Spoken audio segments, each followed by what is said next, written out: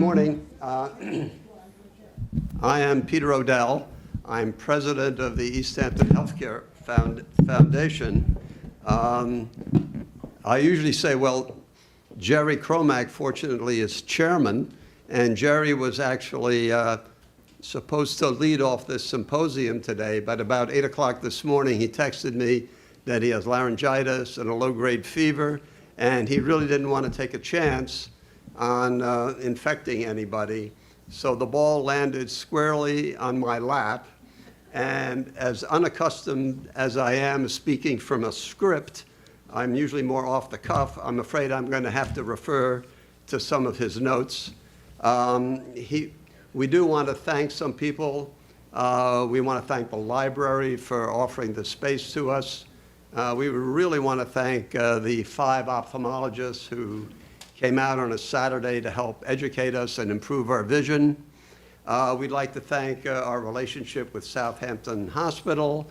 Southampton Hospital's new Chief Administrating Officer, Emily Mastaller, is here today, and we'd like to welcome her. Some of you may not really know who we are. The East Hampton Healthcare Foundation was founded about 25 years ago. You have to bear with me with this part. We were founded about 25 years ago after a quality of life survey was done in the town village of East Hampton, and the single most important quality of life issue for the residents was quality and availability of health care. From that, a New York hospital Cornell doctor and a local resident got together, and they formed the East Hampton Healthcare Foundation. They enlisted locals as well as transplanted New Yorkers to join the board. And 3 years later, we had a 25,000 square foot building on Pantego Place, and we started recruiting doctors. At this point, I just have to review this. I think we have 70,000 visits a year divided up among the doctors in our facility. Our fundamental principle is that we should have one standard of care for everybody in the town of East Hampton, irrespective of their financial status. After we opened our initial building on Pantego Place, we started a walk-in center on Route 27. And that facility, once we got it going, we gave it to Southampton Hospital, Meeting House Lane doctors, and they see on the order of 15,000 visits a year. You really wonder where all these people went before. But we are very pleased. We also lobbied for a couple of years along with Southampton Hospital, and now we have an emergency room being built adjacent to our facility, and that will be opening in the spring of 2025. I think we have helped Southampton Hospital considerably in raising funds for this for this building, and we're all eager for this to open. We are not funded. We are strictly funded by private funds. We do not take any government, state, local, federal funding at all. It's all by local donations from people like you and the rest of the town of East Hampton. So having said all that, I'm going to change roles here. Besides being president of the foundation, I'm also a practicing ophthalmologist. I have been on the faculty staff of Weill Cornell Medical Center, New York Presbyterian Hospital for over 45 years. And during those years, for most of those years, I've actually been a resident, fortunate enough to be a resident of East Hampton. And our children grew up here, our grandchildren are growing up here. And I think our family, just like the families of all of our board members, really care about what happens in our community. We have done these symposia in the past. This is the first one post-COVID. In the past, we've done cancer prevention, behavioral health, cardiology, just to name a few. And we feel that among the other things we've done, the one way you improve healthcare is by increasing awareness and knowledge of the residents in symposia like this. Today, our focus is going to be on the eye, on ophthalmology, and we're really fortunate to have 5 of my colleagues join us today. They're both outstanding from both a clinical and an academic perspective. As you might imagine, since I'm at Weill Cornell, we sort of outnumber the other institutions, but we do have Robert Hokanen, who's from Stony Brook. He's chairman of the department at Stony Brook. Julie Nam is at NYU Langone. And we have Grace Sun, Michael Nissen, and Kyle Godfrey from Cornell, who will be speaking to us today. And I think they will share their insights, their perspectives, and enlighten us and give us vision. So at this point, I'd like to turn this over to Dr. Grace Sun, who's on the faculty at Cornell. I've known her since she was a medical student, and I'm so glad she came, and I'm going to turn this. My name is Grace Sun. I know Dr. Odell thanked us for coming here, but I wanted to thank you because it is Saturday morning, so I really appreciate you all showing up and listening to us about how to care for our eyes and vision. Showing my age. So as Dr. Odell had mentioned, I've known Peter for a long time. I was at Cornell since 2001 as a medical student. So I've been practicing as a cataract surgeon for just over 15 years. And I wanted to share this morning some of the things to consider as a patient. So I'm not going to ask you how many of you have cataract, but how many of you know someone with cataracts? Yeah, okay, great. So these are the questions that my patients ask me when they come to the office. And we're going to go to the very basic of what is a cataract, to what are the questions you should ask if you are a patient or a loved one of a potential patient who's considering undergoing cataract surgery. So let's get started. What is a cataract? So we've cut the eyeball in half in cross section, and what you can see is that the lens, which is here, is clear when we're born, and the lens is like in terms like of a lens in a camera. It focuses light, so light comes in from the outside. There, it is focused by this lens onto, ideally sharply, onto the retina, and we have a retina specialist here, and that is like the film of the camera. But you can't get a clear image if that lens is cloudy. So, and that's what happens over time. Just like we get some changes in our skin and our hair, we get changes in our eyes, and the lens starts to get cloudy and hardens. And instead of focusing clearly on the film of the eye or the retina, it becomes a blurred vision. So how does one experience cataract? Because we all start to develop cataracts for most of us in our 50s and 60s, but we're not all getting surgery right away because most of us don't have a cataract that looks like this. The lens becomes sometimes yellow, white, etc., and you can imagine that you can't see through that lens. And there was a paper done, I think in the late 1990s, about what Monet, I imagine that many of you have seen this piece of work. What would Monet see through his cataracts? So instead of something as beautiful and defined as the bridge, it becomes yellowed and hazy and indistinct. So for you all, some of you may have children, little children or grandchildren, and you want to see them very sharp and clear. But with cataracts, it gets kind of dull and hazy, or perhaps many of us drive, you can have a lot of glare and halos. So you may see something that's not quite as sharp and fuzzy, becomes fuzzy, or it can become almost doubled. like as if you had double vision. So these are some of the symptoms of glare that you may start to notice as you get older. And the most common question is, well, how do I prevent cataracts? So can you reduce your risk? Sort of. You can wear sunglasses when you're outside.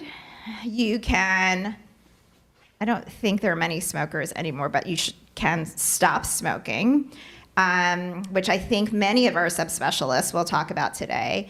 And generally, your overall health can contribute to the health of your eyes. So if you have diabetes, for example, is one of the conditions that can accelerate cataracts. Vitamins, many of my patients come in and say, well, I'm taking this formulation, and I heard that if I take this vitamin that I can prevent cataracts. But the evidence out there for vitamins is minimal, because the number one risk factor is age. So you don't need to spend a lot of money on these types of drops or cataract, et cetera, because they don't help. Unless someone in the audience can figure out how to stop aging. There's only one way. Okay, so when do I choose surgery? Many patients leave my office and I say, well, you have cataracts. We're going to see you in a year. Because we don't operate, or we wouldn't recommend surgery unless you're symptomatic. And what I mean by symptomatic is like when it starts to affect your day-to-day, so that you may not be able to drive as well. Most of my patients say, oh, well, I've stopped driving at night. Or they say, I really need a lot more light to see. I really can't see the signs on the streets. I'm having trouble walking. That's affecting your day-to-day. So the example of driving is that there's a lot of glare with the headlights, et cetera. It's one very common symptom. So once you're at that point where your cataracts are affecting your day-to-day, this is the rest of the talk. How to have that discussion with your ophthalmologist about surgery, what the options are, preparation for surgery and the recovery, the benefits and the possible complications of surgery, the cost of cataract surgery, as well as what's actually best for you or your loved one. Because everyone comes in and says, oh, I know so-and-so, and like they could see better the next day. Or I know so-and-so, and they had a really bad outcome, so I'm never going to have cataract surgery until I can't see anymore. So what are the risks, benefits, and alternatives? So I'm going to start with alternatives, meaning you don't have to have surgery right away. Most people don't need surgery right away. It's not an emergency surgery. So glasses sometimes can help sharpen up the vision. And watchful waiting, meaning if it's not affecting your day-to-day, you can wait. What are the benefits? So the benefits, I think most of you know that your vision can be sharper. The colors, actually, I have many artists who are my patients, and the first thing they notice is that, oh my goodness, everything is so much more vibrant. Instead of yellowed, everything looks kind of blue. That's because the cataract actually is yellowed. So the colors can become more vibrant. The glare and halos are much reduced, and that double will decrease. So those are some of the benefits of cataract surgery. Now, what are the risks of surgery? So in general, cataract surgery is very safe, very effective. However, this is real surgery. This is not like getting your hair cut and it'll just grow back and you can get, you may be able to see better the next day, but it also may take you a couple of weeks to recover. So the risks include, but are not limited to, infection, like all surgery, bleeding.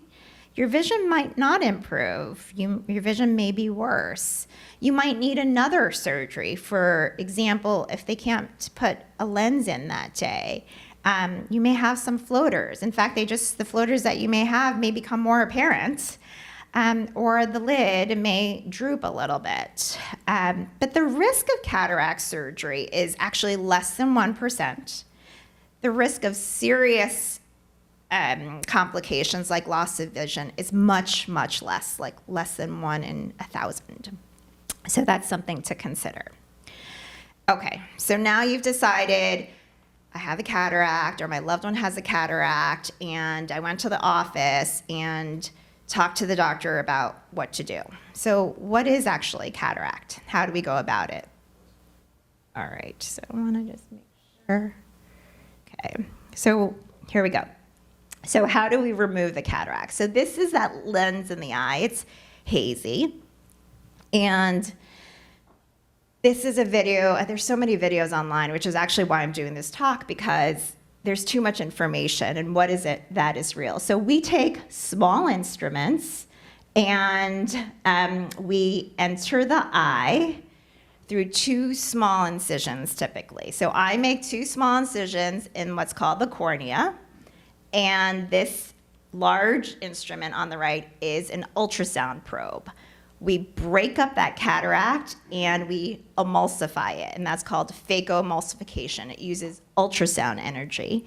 And in that area, we actually unfold this lens that allows you to see better.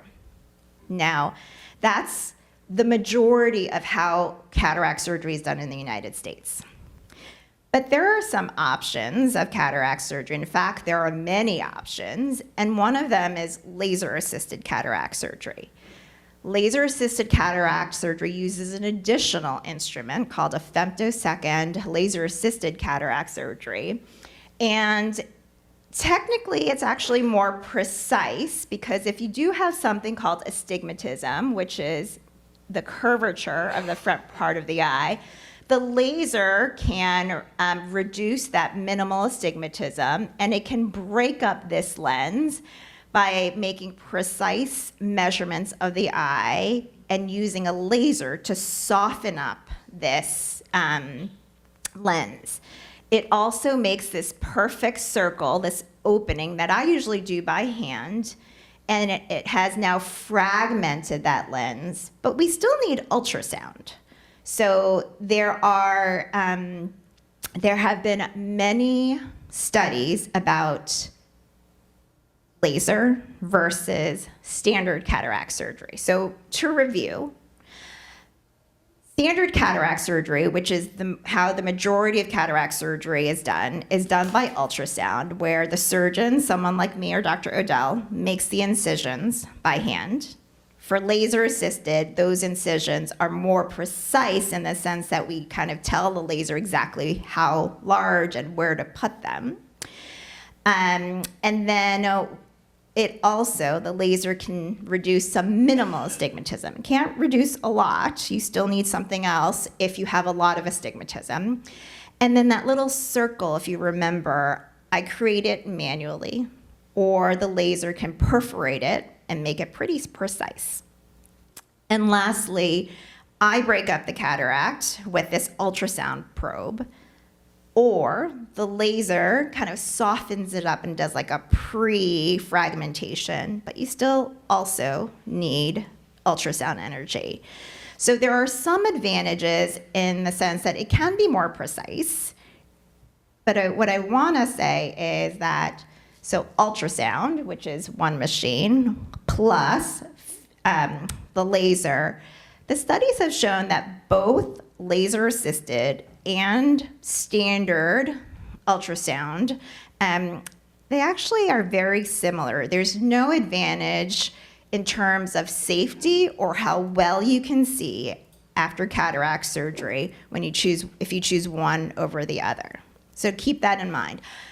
Plus, laser is not covered by insurance, which is a significant cost for many patients. So to be perfectly honest, the majority of my patients do standard cataract surgery, mostly because there hasn't been many or any studies actually that show it's safer or more effective. There are some patients where I would recommend laser assisted if the cataract, for example, is really advanced, or that they have some corneal issues that using a lot of energy might prolong healing. So those are some things to consider. Okay. So in the video, you saw that there was a lens that was inserted into the eye and unfolded. Here's another choice that if you're undergoing cataract surgery, you have to think about. So again, cataracts are that hazy lens. It's clouded, and now it's affected your vision. These videos are from Duke Health, and the video link is there. So when we remove the hazy cataract, we place an IOL in, an intraocular lens. But there are so many choices, and that can be overwhelming. So remember, the primary objective of cataract surgery is so that you can see clearer. And all of the lenses can do that. But another objective is perhaps you can rely less on glasses. So one, there's a monofocal lens, and you choose, do I want to see distance better or close-up better? There's also something, if we use monovision, meaning that there's one target distance. One of the eyes are for distance and the other one is for near. So that's one way to reduce your dependence. And then a toric lens. You see there's a little bit of a haze that sharpens if we align the lens. But everyone seems to ask me about a multifocal lens. So that allows people to see distance and near. And insurances, because cost is an issue, will cover monofocal lenses, but not multifocal or toric lenses. So that's the main point for you as a patient, because what is the best lens for you? It depends on what your needs are. So monofocal lens. Monofocal lens, this is the picture of the lens. It allows you to see at distance or close-up, but not both unless you choose one for distance and the other eye for near. The toric lens, these little 3 dots, can reduce your astigmatism, so you rely less on glasses, but still at monofocal, distance or near. And then these multifocals, which allow you to see distance and near. Sometimes, though, you get glare, halos, starbursts. So that is not a cure-all, actually. So it's something, if you do a lot of driving and you're bothered by the glare, maybe a multifocal is not the right choice for you. So again, what's best for you? So because of those symptoms, they've come up with some extended depth of focus to reduce the glare, but you still need reading glasses after that for the fine work. There's also accommodating lenses. Those are not yet perfect. And now light adjustable lenses, where it's still a monofocal, but after cataract surgery, they can refine the target to sharpen up your vision, again, either at distance or close up. The point of it is that you have so many choices that you have to figure out what's best for you or your family. And the other point is that we don't have something that mimics exactly what we were born with. So the technology is still evolving. You have a lot of choices. I want to thank you for your time. I want to thank you for Dr. Odell for the invitation, as well as the East Hampton Healthcare Foundation for the invitation. So remember, to make an informed decision about cataract surgery, it's a discussion between you and the ophthalmologist to figure out what's best for you. Thanks. Thank you, Grace, for that intelligent, informed discussion of cataracts. One thing I'd like to comment is that very large instrument that Grace referred to is actually 3.5 millimeters in diameter and really is quite tiny. So it's just relative to the other instruments that we use. One thing Grace, you emphasized one thing, and I think it's important. Cataract surgery, the decision is up to the patient, right? And I think that that's one of the most important points that you've made, because one of the things that comes up all so often is, I can drive, I can read, I see subtitles. Why did my ophthalmologist tell me to have cataract surgery? You want to comment any more on that? I mean, the main point of the talk was that is a conversation that you have with the ophthalmologist, and if you feel like you're doing fine, there, for the 99.9% of the population, there's no emergency. There may be a couple of emergencies where people would benefit from cataract surgery, but it's really a individualized decision. So, and thanks for the correction. It is about 2.2 millimeters. It looked really big on the screen. And by the way, you'll all have a chance to ask our three morning speakers questions at the end of their presentations. Now I'm going to introduce Dr. Robert Hokanen. He's chairman of the eye department at Stony Brook. And he's a glaucoma expert. He has a vast clinical experience besides being an administrator and a chairman of and teacher and chairman of an eye department. Dr. Hokanen? Okay. I always think it's a great opportunity to tell patients about glaucoma. When I talk with residents or when I talk with my patients, a lot of times I ask them what this disease is. And oftentimes I get this vague answer that they don't know, or they think maybe it's just something related to pressure in the eye. But it really is an important disease, and it's important that we all know about it and get screened. So we're going to go over a few things today. We'll cover some of the topics of glaucoma.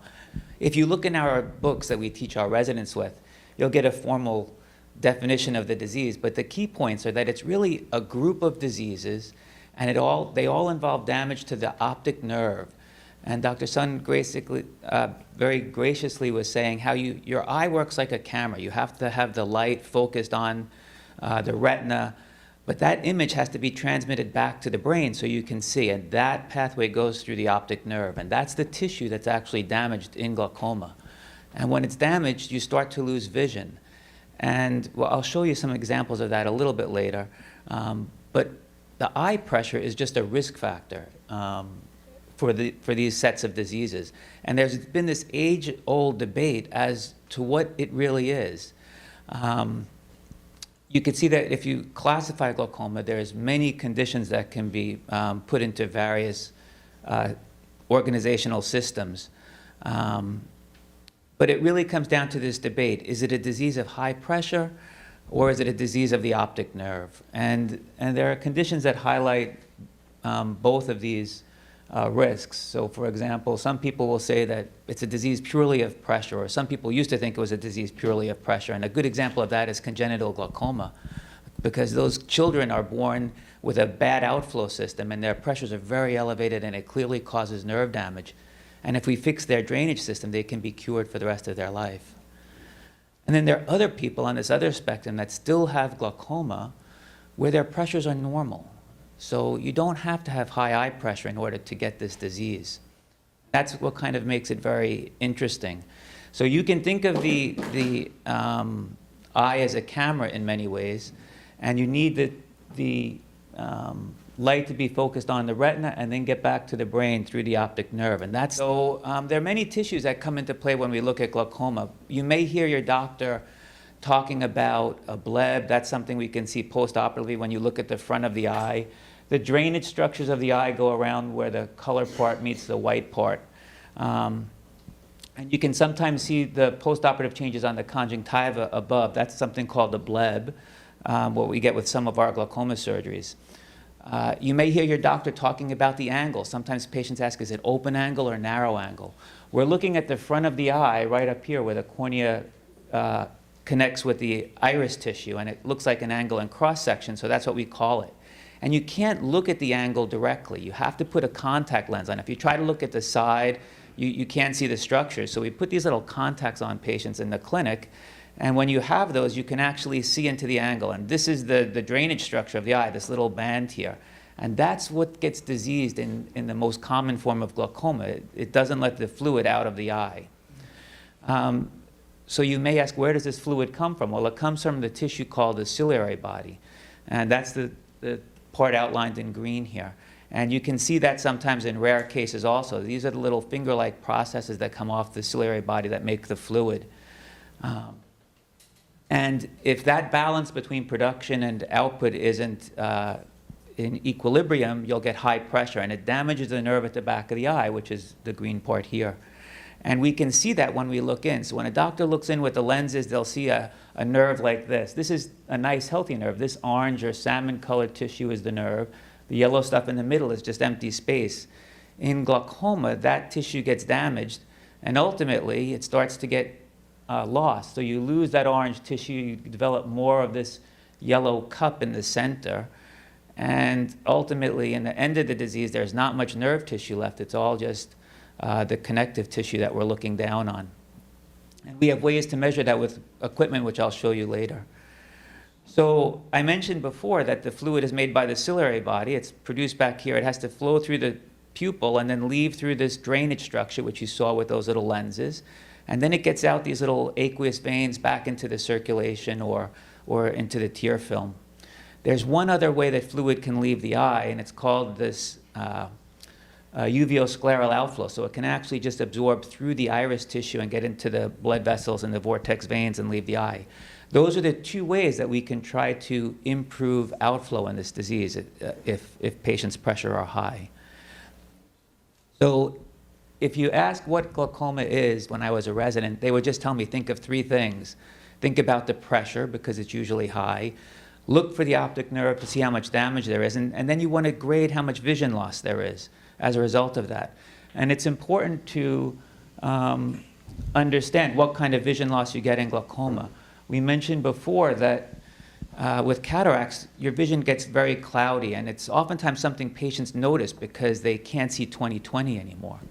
But you can actually be 20/20 and legally blind from glaucoma because the vision loss happens off to the side and patients don't notice it. And unfortunately, still every year or so, I'll see one patient or two patients that walk into the office with end-stage glaucoma. And it's very sad because they've already lost so much that they're having trouble functioning, and it's one of the worst forms of low vision to rehabilitate, which underscores the importance of why we have to detect it early.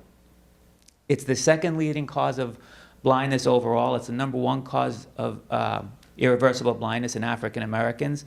And like I said, it really is a horrible form of low vision because you can imagine it's like looking through a straw. You just have a little island of vision. And you might be able to get the 20/20 line in that little island.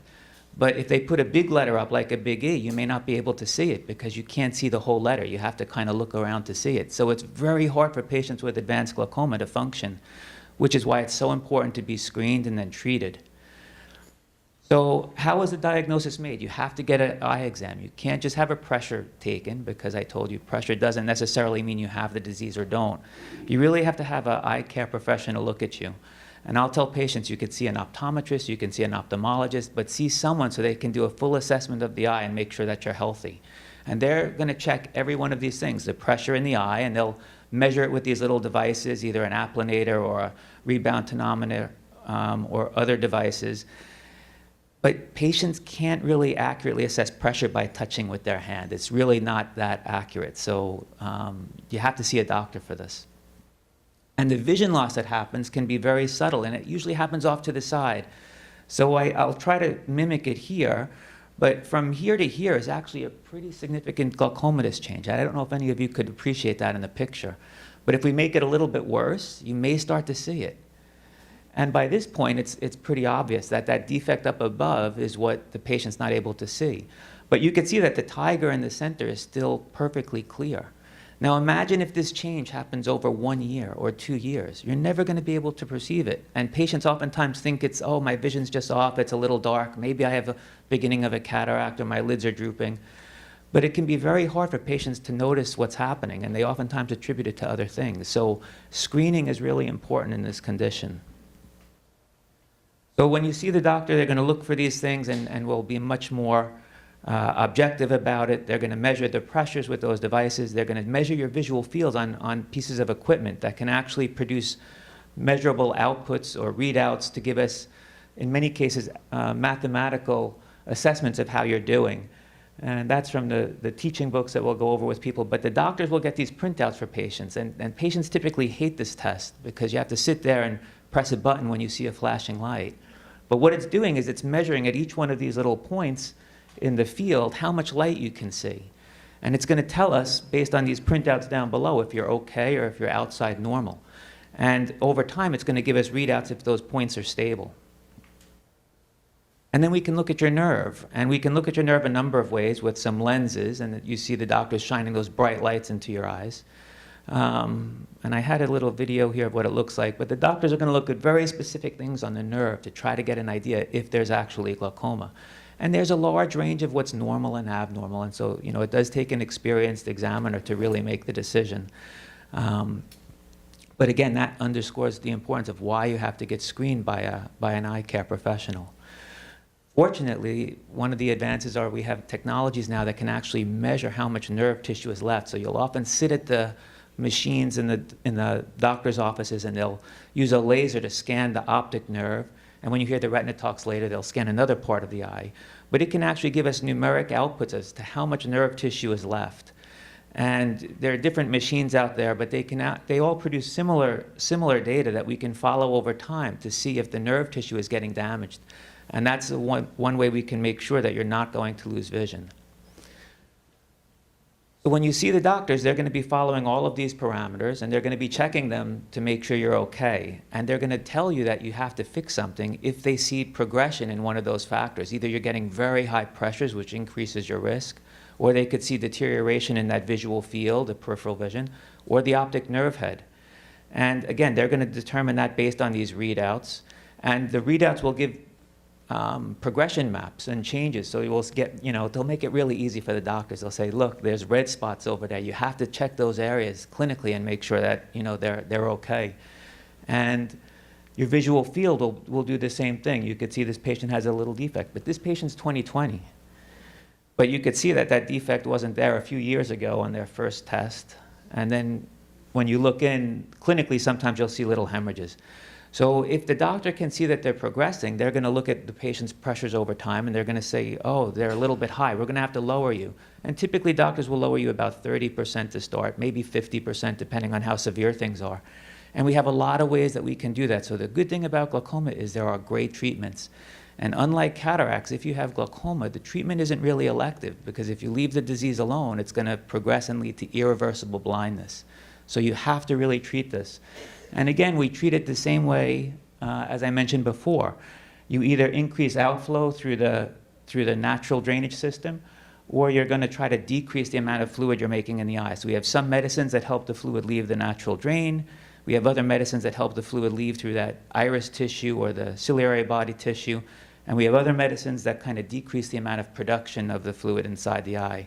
And there's multiple classes of medicine, so we can usually find something that's going to be comfortable for patients. And fortunately, the medicines are all additive, so they usually can get patients under control.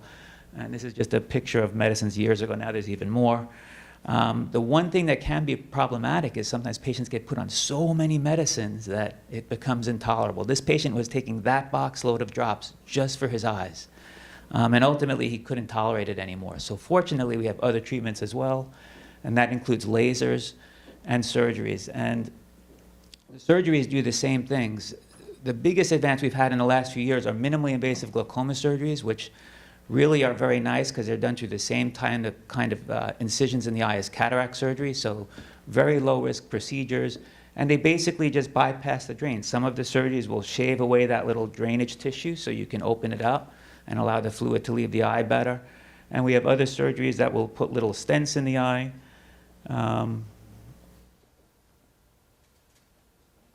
Such as an eye stent. And if anyone wants to see videos later, I could show them videos of the surgery. And those surgeries work well, but they're not cures either. If those treatments stop working, we have other conventional surgeries where we'll actually make little openings on the eye to drain the fluid to the tissue surrounding the eye, like in that very first picture I showed you, the conjunctiva. But the bottom line is that the prognosis of glaucoma can be excellent if it's caught early, and it's treated appropriately by controlling the pressure. And that requires patients to really maintain compliance, not just with their follow-up exams, but taking the medications and doing what the doctors tell them. And it can really be a very rewarding experience for the patient because they maintain their vision, but also for the doctors because we really get to see how we make an impact on patients' lives over many, many years, especially when we treat babies, because it's rare, but it does happen that you can be born with this condition. And I have found it to be very enjoyable and rewarding over the last year or so. Thank you very much. Thank you. I just want to pose one question, and everyone else will be asking you questions later. So the primary treatment for most glaucoma starts off with topical treatment, but isn't there one form of glaucoma where topical treatment is not effective and you treat them with a laser right off the bat? Sort of like narrow angles, So if you have a which is an anatomic difference.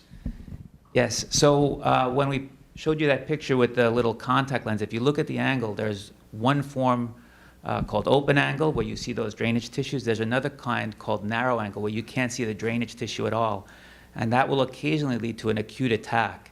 And the treatment of choice, or indicated treatment when you have an acute attack of glaucoma from narrow angles, is to put a little hole in the iris with a laser. And you can essentially break the attack and save vision. So that's one of the ophthalmologic emergencies. Thank you. Everyone else will ask you questions later. Our next speaker, is from Weill Cornell, is a retina specialist.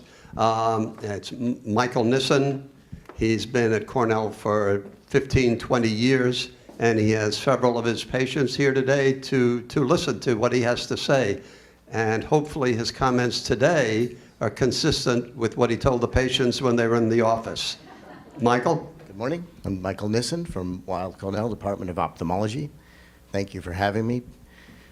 Dr. Peter Odell has been a mentor to me for the actually 25 years I've been practicing at Cornell. Yeah, it flew by. And I also grew up largely out here, and so I have a strong connection to the East End, so I'm happy to be here. Thank you. So I'm going to speak to you today about the diagnosis and treatment of age-related macular degeneration.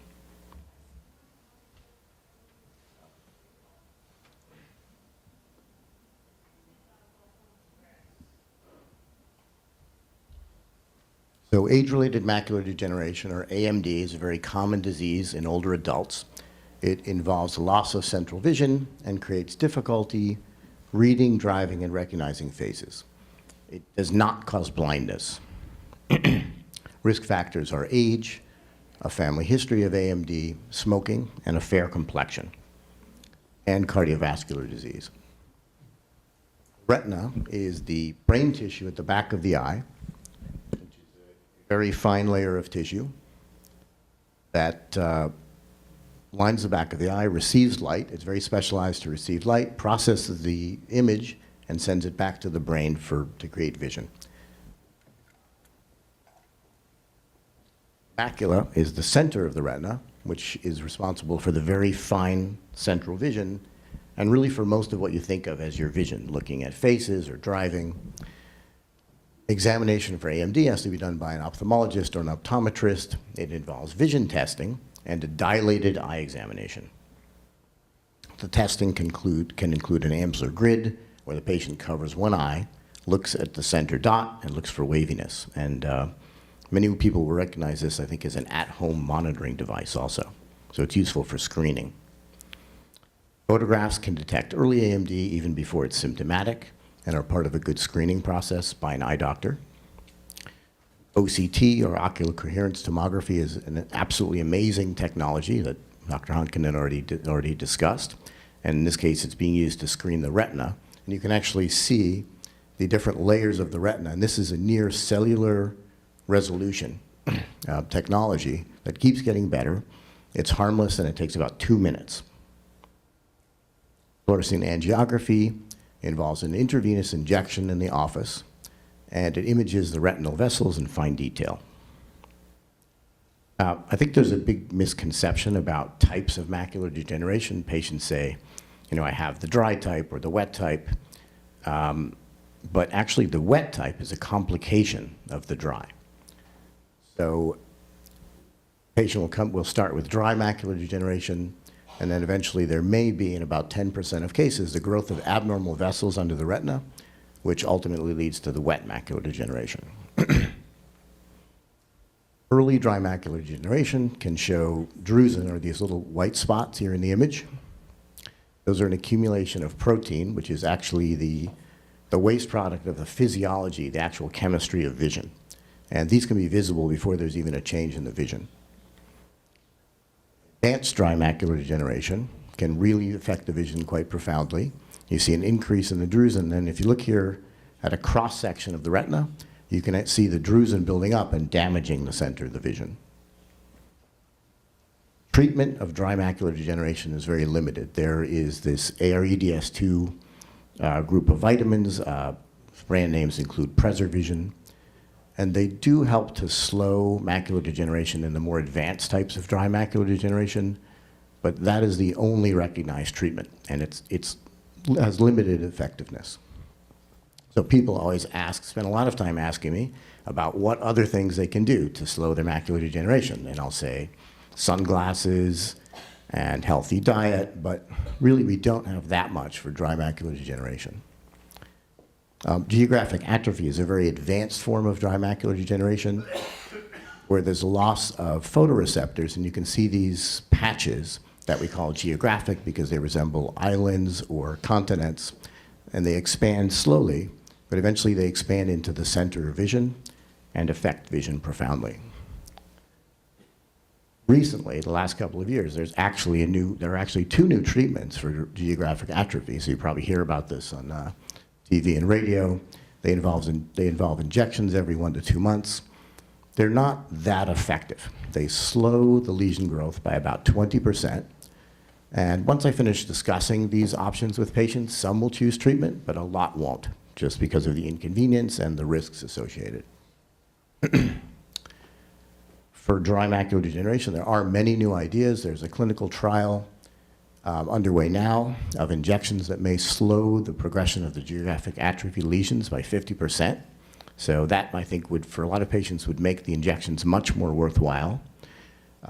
There's a clinical trial that may start soon of an oral medication, which has already been proven to be safe for other diseases and may turn out to be effective for dry AMD and geographic atrophy. That would be very exciting. And for all potential new treatments, the early identification will turn out to be very important, just like glaucoma and everything else. So people will sometimes say, well, why even bother to monitor the dry AMD? But the most important thing by far is to catch the wet AMD early and treat it early. Early treatment makes a big difference. But we can also help advise on visual aids and different lifestyle modifications that can keep people more productive. Wet AMD is actually an accumulation, actually a growth of abnormal blood vessels that leads to leaking and bleeding, and it can happen very quickly. Even sometimes people will notice it overnight. So you can see an accumulation of fluid in this underneath the retina in this cross section, and that damages the central vision profoundly. Amsler grid can show a distortion, so it's very useful for people to be testing this at home. It can show a distortion, and you can come into your eye doctor, and we can catch AMD much earlier, and treatment is more effective when we catch it earlier.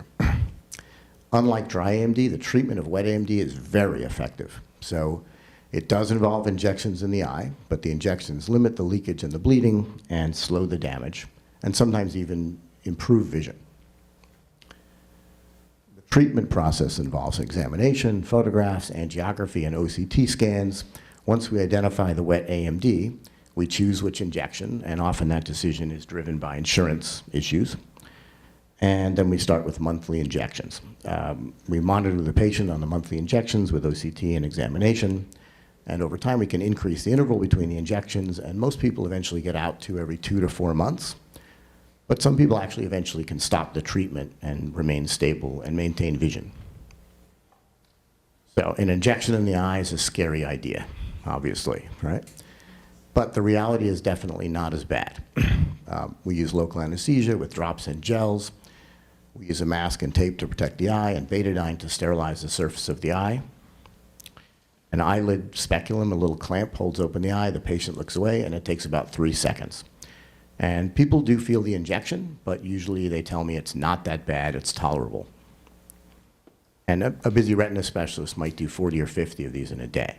So it's really an easy office procedure. Afterwards, there can be a scratchy sensation from the betadine. We tell people to use artificial tears about every 15 minutes. You can have pretty normal activity after. Some people get in their car and go to work, et cetera. Some doctors limit swimming afterwards, but it is also important to let your doctor know if you wear contact lenses. There are a lot of different medications, and there are a lot of advertisements now for different medications. But the most important thing about all these medications is that they're all effective. And again, you know, it's insurance. Insurance may dictate which one gets used, but they're all good. Since the current injections are so effective, a lot of research for wet AMD is actually focused on how we can extend the release of the injections and decrease the frequency of the injections while still maintaining the effectiveness of the treatment, or maybe even increasing the effectiveness of the treatment. One technology that is under development right now, several companies are working on this, involves pellets with the medication that are injected into the eye with a fairly small needle, and probably will dispense the medications effectively to treat the wet AMD for up to about 6 months. An even more exciting technology is a gel that can be injected into the eye through an even smaller needle and then cured with light through the needle, creating a little implant inside the eye that may actually be able to treat wet AMD for up to 12 months. And this could also be used for the dry AMD drugs. So if you take the dry AMD drugs, which are not that effective and have to be injected every 2 months, and you give them once a year, even if they're only about 20% effective, I think that will become much more attractive to patients. So this technology may work for a lot of different things. And people always ask about gene therapy. So we may not be that close to using gene therapy for this disease, but gene therapy is an amazing idea. You give an injection into the eye and genetically program the retinal cells to become a biofactory, which actually will make the drug. So it literally might be one injection for life, and you have treatment for life. There are a lot of problems with that. There are inflammations associated with that, and it may not be desirable to have this treatment for life. It may be an over-treatment, but that's yet to be seen. But our treatment will get better and better. But I just want to emphasize the treatment is great now. We treat wet AMD really effectively over the last 20 plus years, and that was not the way it was when I started. So thank you very much for having me out here.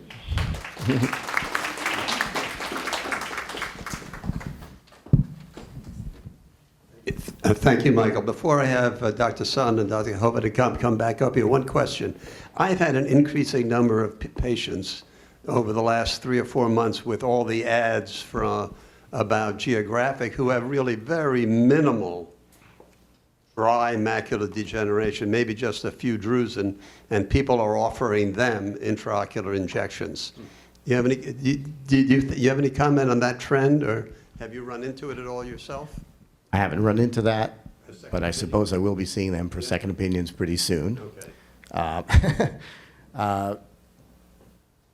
To put it gently, these injections for geographic atrophy are for patients with very clear geographic atrophy lesions.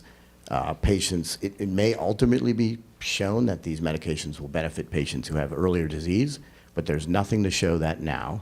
And the risk is significant enough that I would say that would not be the best thing to do for now. Okay. Grace? Robert, you want to come up? And we will now open the floor to questions from the audience.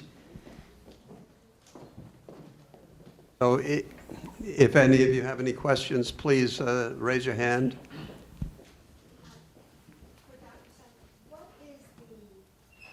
What is the implant made of that you put in? It's an acrylic lens. So there's an interesting history behind the lens. It was actually invented after Sir Ridley, I think. And thanks, Kyle. So in World War II, the windows of some of the bombers had shattered and entered the eye, and they discovered that that actually wasn't inflammatory. So they used this acrylic lens that was developed because of that it was safe to remain in the eye. This question for Dr. Dr. Honkanem, am I pronouncing your name right? Oh, that's good. About glaucoma, just a couple things, and I'm sorry if I missed it, but risk factors, and also once you have lost part of your sight and you're getting treatment, is there any sort of regeneration of that nerve, or is that gone? Okay, so those are fantastic questions. So the biggest risk factors are age. It's more common as we get older. And the prevalence, in about 40 years old, say, it's, depending on the population group, 1 to 2% in Caucasians, maybe 4 or 5% in African Americans.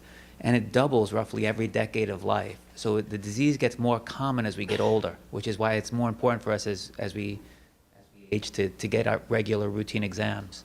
The disease is more common in African Americans and Hispanics.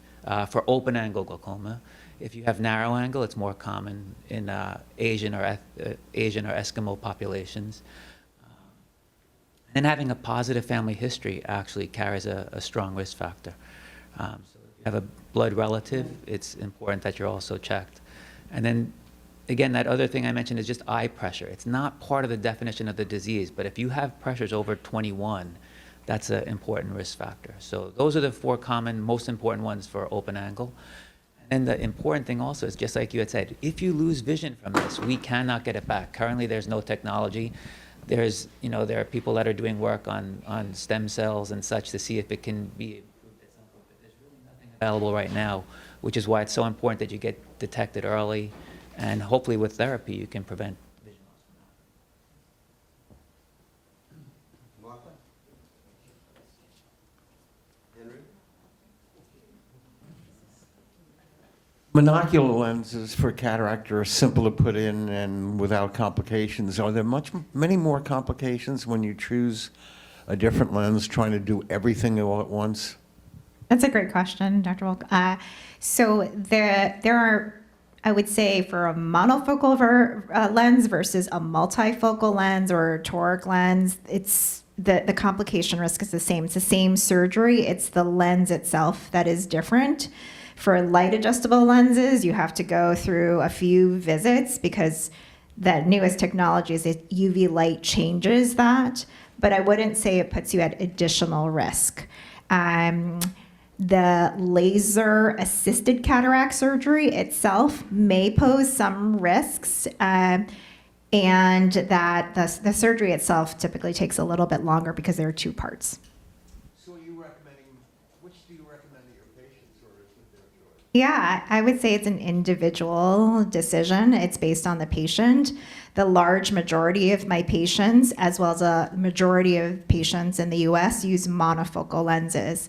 Multifocal lenses may sound like the perfect solution, but if you have glaucoma or macular degeneration, it's not ideal. And many people are also unhappy with the multifocal once they get it, right? 2 or 3% don't. Yeah. Okay, thank you. And Had cataract surgery, but over time, does the lens dry out or need to be replaced or cause any defects such as I can't see to drive at night? Yeah, that's a good question. There may be some other issues going on in the eye.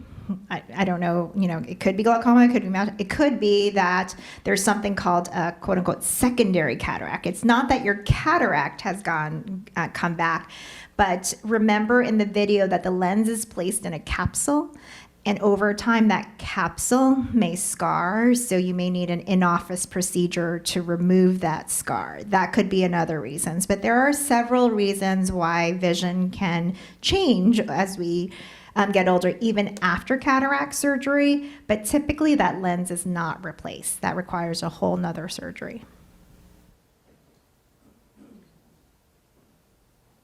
I've had wet macular degeneration in both eyes. I had cataract surgery, and now I've been diagnosed with Fuchs dystrophy. Can you give me any information on that? You want the information on Fuchs dystrophy? Yes. Sure. we'll pass that to Grace, who's also a corneal specialist. I'm not cornea trained, but I do see a lot of patients with Fuchs. So that is actually one of the reasons why I may recommend considering that laser-assisted cataract surgery. So what Fuchs does, it can be an inherited disease. It basically has these little, what we call excrescences on the back of the cornea. And what that does is that it decreases the pump function of the eye. These cells on the back of the cornea pump out fluid. So over time, patients with Fuchs may have corneal swelling that can impact how well they see. So there are, for advanced Fuchs surgeries that one can consider.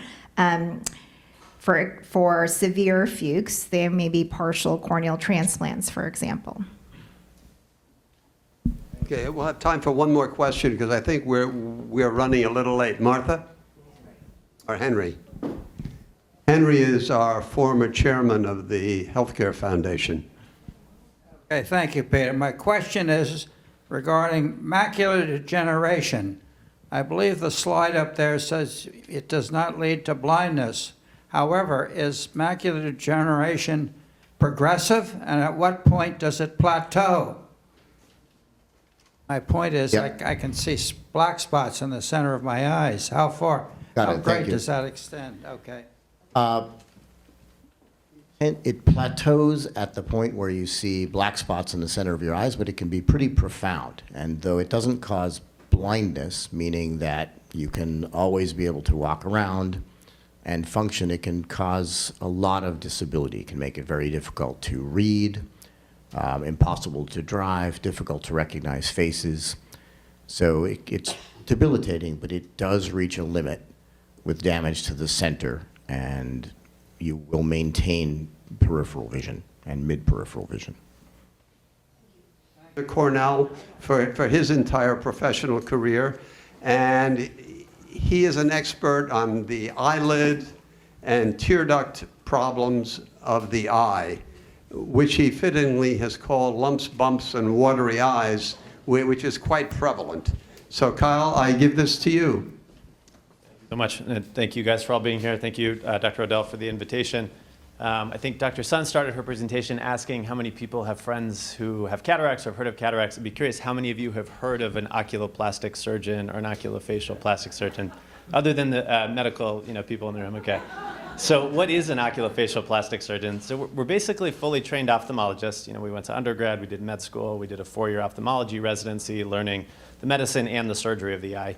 And then we did extra fellowship training, typically for 2 years, learning the plastic surgery of all the tissues around the eye. So it's the eyelids, the eye socket, the tear drainage system.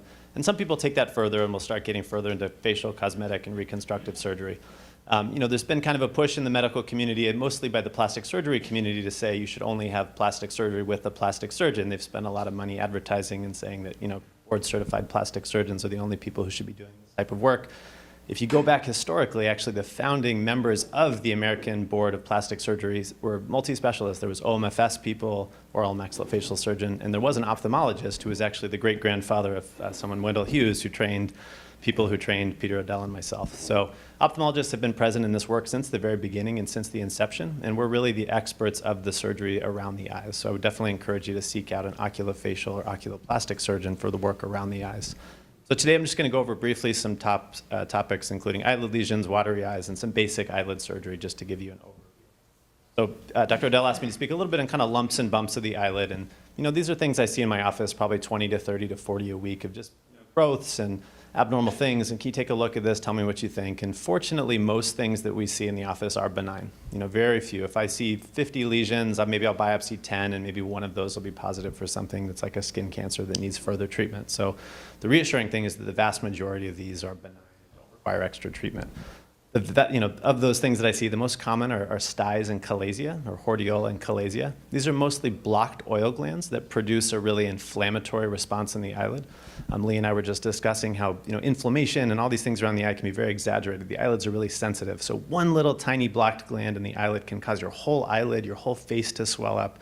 The eyelids are just very sensitive. These are often just treated with things like warm compresses, sometimes topical medications, maybe a steroid medication, and rarely do they need like an injection or a surgical treatment. These, again, can present very dramatically. They can be very subtle. But if you're concerned, see an ophthalmologist or an optometrist, and they can sometimes prescribe things that may make it go away a little bit more quickly than just warm compresses. Probably the second most common type of thing I see in the office that's totally benign is something called the seborrheic keratoses. You may have seen these in other parts of the body. They're sort of genetic, age-related, maybe sun-related. They're just an overgrowth of one type of cell in the skin. And they can look kind of concerning because they can be pigmented, they can be raised, they can be bumpy. But they're really just these kind of stuck-on plaque-like things. But even for ophthalmologists who don't see a lot of these, they can present a little bit differently in the eyelid than they can in other parts of the body. So again, if you're concerned about a new pigmented growth, definitely good to have someone take a look. But these are very common, very benign. They can be observed. If people are bothered by them cosmetically, they can be very easily. Another one that can be a little bit more difficult to distinguish is something called a nevus. It's basically a mole, presents around the eyelid, and they can present, they're basically driven by melanocytes, which are pigmented cells in the skin, and they can present with or without pigment. And these ones are a little trickier to differentiate. They sort of are usually raised, kind of fleshy looking, sometimes pigmented, sometimes not. And they can be biopsied to determine if they're concerning or not. And they sort of exist on a spectrum of atypia, meaning some are very benign and normal-looking cells, and then they sort of gradually get more and more atypical. And the most atypical would be something like a melanoma. So you really have to kind of biopsy these, look under a microscope. We work with our pathologists very closely to understand if it's something that can just be watched or if it's something that needs further treatment. We see a lot of cysts. Cysts I think of and describe kind of like as water balloons. They sort of have an epithelial or skin cell lining, and then they're filled with something. That material in the center can be a protein-like material in this photo. This is like an epithelial inclusion cyst, filled with this yellow protein-type material. They can be filled with clear sweat-like material, apocrine hydrocystoma, but there's any number of benign cysts. But they sort of just present in, again, this kind of well-circumscribed, really well-delineated appearance, and they're really nothing to worry about. Another very common type of thing we see are xanthelasma. These are essentially cholesterol deposits in the eyelid. We used to think these were maybe associated, I know there's some primary care and cardiologists in the room, associated with elevated cholesterol and diabetes and certain other things. There was a presentation actually at our most recent meeting of our specialty, and they did a big meta-analysis of all these patients presenting with xanthelasma, and they think maybe it actually doesn't have anything to do with systemic health, but maybe it's just bad data, we don't know. But it's always good to get plugged in with a primary care doctor for a good workup. But they're essentially just cholesterol deposits. They can be physically removed for aesthetic reasons, and really nothing to worry about. But they can be kind of dramatic. They're like these yellow plaque-like lesions, and can be a little bit disfiguring depending on the size and the location. So those are all benign things, and those are, again, probably the top 5 or 6 most common things I'll see in the office. Really nothing to do. If they're bothersome to you, we can remove them for cosmetic reasons. If they're kind of on that spectrum of is this concerning, is it not concerning, we can get a biopsy, which might be reassuring to you to know that there's nothing further. Kind of the other end of the spectrum are things, and this is a very dramatic example. I borrowed this from my colleague, Dr. Lelly, who usually gives our residents, kind of the eyelid introductory lesion talk. These are the features that we kind of, and this is, again, like a very dramatic example, but sort of highlighting some of the features of things that are more worrisome when we see them. Biggest one around the eyelids is kind of destruction of the architecture, or destruction of the physical structure of the eyelid. Loss of eyelashes is another big one. Anything that's sort of ulcerating or kind of eating into the skin, you lose this overlying normal typical skin layer, and kind of gives this irregular shape. Telangiectasias are kind of these fine spider-like blood vessels that may be a sign that this tumor is growing, recruiting new blood supply, and it needs more blood to feed its growth. So whenever you see big feeder vessels that are coming into a lesion, it makes us a little bit more concerned. Things that, of course, present like this are very obviously probably something malignant and need to be worked up. And this is just sort of a prototypical eyelid lesion. This is something called basal cell carcinoma. It's the single most common type of cutaneous malignancy. I'm sure kind of like cataracts, everybody's either had a basal cell or knows someone who's had a basal cell. Fortunately, they're very slow growing. They tend to just stay kind of where they are, and they grow slowly in that area. They don't typically spread to other parts of the body, and they're usually just treated with excision. But this is kind of showing some of the classic features of it. It sort of has these pearly raised edges. It may have a little segment of central umbilication or dimpling or ulceration. It may cause loss of eyelashes, like I mentioned, and it may sort of destroy the tissue structure around the eyelid. So this is kind of a little bit more obvious one. If someone comes in, even our first or second year residents, Grace knows, can probably identify these and say, yeah, this looks like a basal cell. But sometimes they're more subtle. This is a very early basal cell. And the only real feature we have here, maybe there's a little bit of those pearly raised edges I described, but loss of eyelashes is a very sensitive finding. So if you do see loss of eyelashes, that's something to probably discuss with your doctor. Oftentimes it's benign. It's just inflammation from a stye can temporarily cause eyelashes that will regrow. Durable, long-lasting loss of eyelashes is something that usually piques our interest a little bit and makes us decide to biopsy something. We talked about risk factors for cataracts and macular degeneration. For most of these cutaneous lesions, the risk factors are similar.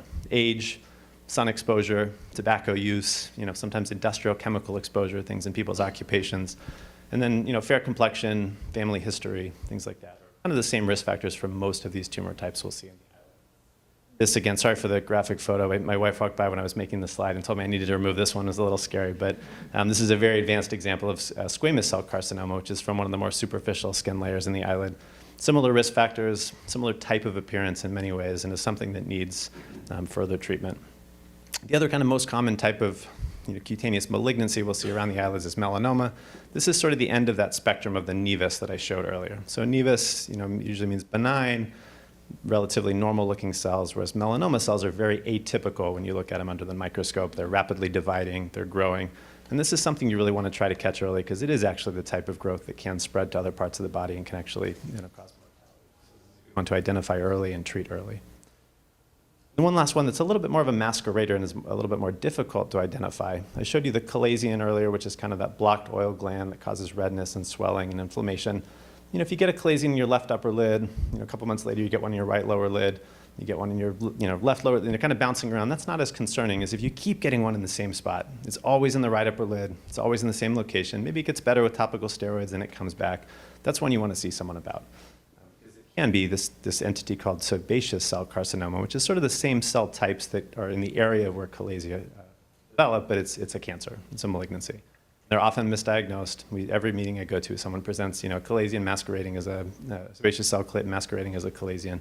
These are ones, again, if you get a recurrent lesion in the same area, definitely have someone take a look at it. For most of these, surgery is the treatment. Again, most of them grow slowly in the area they are. They can be treated and completely cured with a simple surgery. And this is usually Mohs, micrographic surgery. I'm sure many of you guys have heard of that. It's typically done with a dermatologist. They go really precise layer by layer. They look in real time in the scope, under the microscope at the cells. They decide where the tumor ends, where the normal tissue begins, and then they stop the surgery there. And it allows us to preserve as much of the eyelids and surrounding structures as possible. Every millimeter counts around the eyelid, and we don't want to take any more than necessary. So we really want to work closely with our dermatologists. And I'll show a couple photos. I hope these aren't too graphic for the audience, but I just want to show you the type of work they do and how we can really restore the structure and function of the eyelid to its pre-existing state. So this is a very subtle, very subtle lesion. The left lower lid with the arrow, this was an early basal cell carcinoma, was identified, I don't recall, by a primary care physician or an optometrist or an ophthalmologist who sent them to me. This patient had Mohs surgery, and you can see this is sort of the defect in the eyelid. You're seeing some of the deeper fat in the eyelid and the surrounding structures. We reconstructed this with a local flap, meaning we borrowed tissue from the surrounding area to fill in the defect, and you can see after a few months this patient's healing quite well. An eyelid margin involving lesion, and this is something that should definitely be done by an oculoplastic surgeon. The layers of the eyelid, including what contacts the eye, the eyelashes, and everything need to be reconstructed in a very specific way to give someone the normal structure, appearance, and function of the eyelid after surgery. And this is, again, just a prototypical lesion. I can't recall, Dr. Adele, if you sent me this patient or not. I was trying to find a few of the folks you'd referred me, but these are just very classic eyelid margin involving defects that can really be reconstructed in a very nice structural. Other structures around the eye, like the eyebrow, need to be reconstructed in a nice way to make sure that you have follicles and the appearance looks as good as possible. Very often, as an academic oculoplastic surgeon, I'm sort of getting referrals from the community for people who may have had a reconstruction elsewhere. And this gentleman in the top photo had a basal cell carcinoma, and the Mohs surgeon decided to do the reconstruction himself. And he's a very skilled surgeon. We've shared patients over the years. He does a really nice job with all these patients, but there's a few nuances to eyelid reconstruction in terms of where you put tension, where you support the lid and things like that. And this patient unfortunately developed something called ectropion, which we'll talk a little bit about, where the eyelid pulls down. Fortunately, we were able to do some things to reconstruct this. But again, anytime you have a complex eyelid reconstruction case, these really should be done by oculoplastic surgeons. So when you're getting a consultation with a Mohs surgeon, it's always good to ask, who does your reconstructions? Do you do them yourself? Do you refer to a specialist? Who's the best person to do this reconstruction for? Kind of the end of the lid lesion section, probably the longest portion, but Dr. Odell also asked me to speak a little bit on watery eyes. We heard from glaucoma, how pressure inside the eye is kind of a balance between fluid production and fluid drainage. It's the same thing on the surface of the eye. So we have lacrimal structures that produce tears, and we have essentially pipes that drain tears down into the nose. If that gets imbalanced, either you're producing too many tears from any number of reasons, or when they see me, is typically there's some outflow issue. The tears aren't draining properly due to some structural issue that needs to be corrected. Every time we blink, we're kind of creating a small vacuum on the surface of our eyes that sucks the tears down into the nose. So certain things like facial paralysis, Bell's palsy, ectropion, all these things can weaken or decrease the strength of that pump mechanism and pump function, cause overflow tearing. The dye disappearance test we can do in the office, where your doctor just puts a drop of fluorescein dye, checks in about 5 or 10 minutes, is a very quick and easy way to tell if the tears are draining as they should. If there's any eyelid malposition, this patient on the left has entropion, where the eyelid is rolled in. The tears can't access the tear drainage system. Similarly, the eye can be rotated out. It's called ectropion. The tears just can't get into the pipes physically, and they may spill down the face. We always evaluate the eyelid. We evaluate the pipes to make sure everything looks good on the surface. In the absence of pathology or abnormal findings there, it's typically a blockage deeper in the nose. It's very common, especially as we age, more common in women than men. And it's just that the bones where these canals kind of pass through into the nose just gradually and slowly become narrowed with time. That can be treated. Usually the reason most people present is due to tearing. Tears are running down the face, they're out at dinner, their friends are asking, why are you so emotional, what's going on? And it's just an outflow obstruction. But it can cause infection, just like kind of a stagnant lake or something like that. When things sit around and mucus is produced and bacterial cells overgrow, you can get pretty bad infections. So sometimes this does require medical treatment beyond just the social implications of tearing. Whenever that happens and there's a blockage in the tear drainage system, we essentially do a bypass surgery called DCR. It's a long word, but it basically means making a fistula or an opening between the lacrimal sac and the nose. I do that with a camera through the nose, so it's a scarless surgery. There's no external incision. The next day, there's no bruising, swelling. It's a pretty quick 30, 40-minute procedure that can be done as an outpatient. This just shows, again, I cut the video to not disturb the audience, but this just shows kind of a view inside the nose of those little stents that are essentially going from where this blue arrow is down into the nose internally. Those stents are then removed in the office after about 6 to 8 weeks, and in most cases, 95% of patients have no tear. So that's a quick overview of lacrimal surgery, probably too quick. But I also just want to show, the vast majority of what I do is eyelid surgery, and the things that most people present for functional or cosmetic reasons that we take care of in our practice. So a big one is ptosis. Ptosis just means drooping. It's a shortened when we think about the eyelids for blepharoptosis, which is drooping of the upper eyelids. So these are heavy lids that develop from things like cataract surgery, recurrent macular degeneration injections from specular use, or just age. Millions of times of repetitive blinking over the life. And just like glaucoma causes visual field loss, you can imagine if you have a physical obstruction from a lid blocking your vision, you're not going to be able to see quite as well. This is the person who underwent external levator advancement ptosis repair. This is another example of a patient who had kind of combined mechanisms causing droopy eyelids, and we were able to do surgery to help open their eyes up. Sometimes when there's not a lot of extra skin, we can do a small tightening procedure internally. This takes about 5 or 10 minutes per side, very quick. Not quite as quick as Dr. Sun with her cataract surgery, but we can usually do these pretty quickly, and we can do both sides on the same day. Sometimes in younger patients, I believe this patient had LASIK surgery. So when the laser docks on the eye, there's kind of a mechanical component that can cause loosening of the tendon that lifts the eyelid.